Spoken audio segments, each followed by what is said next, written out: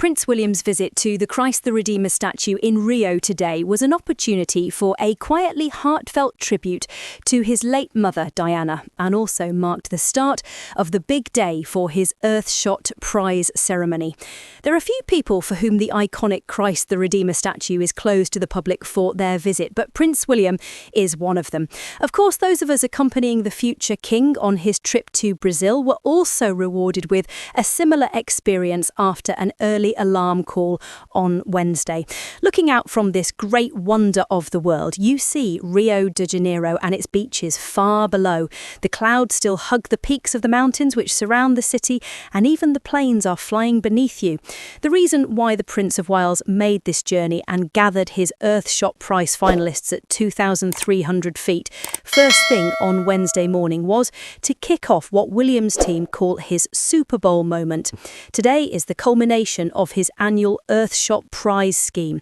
and the glitzy award ceremony tonight will hand £1 million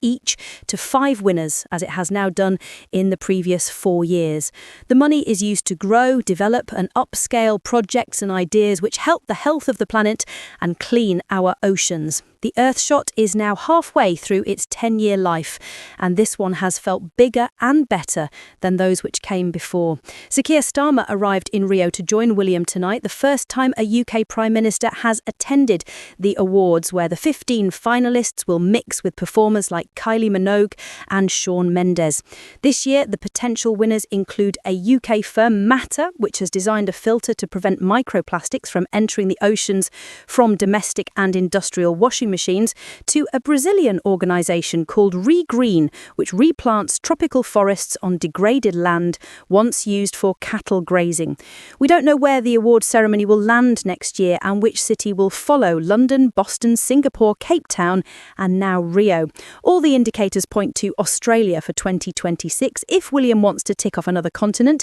and there is even some talk about the ceremony heading to China before the end of the 10-year scheme, given the country is now a leading manufacturer of the batteries and solar panels the world needs for clean energy. And tomorrow, when the stage is being disassembled and the green, not red carpet is being rolled up, Prince William will travel with the Prime Minister to the Amazon region in the north of Brazil for the COP30 summit. The hosts, the Brazilian government, decided to hold the UN conference close to the country's tropical rainforests for symbolic reasons, despite the enormous challenges of hosting so many world leaders in a city which isn't big enough to do it. But without Donald Trump's attendance, it will be difficult for the rest of the world to make any serious reductions in carbon emissions, given the US is by far the biggest polluter and consumer of resources per head of population. King Charles decided not to travel to this COP summit as he had done before, given his son was already in the country and it did not make environmental sense for him to fly here.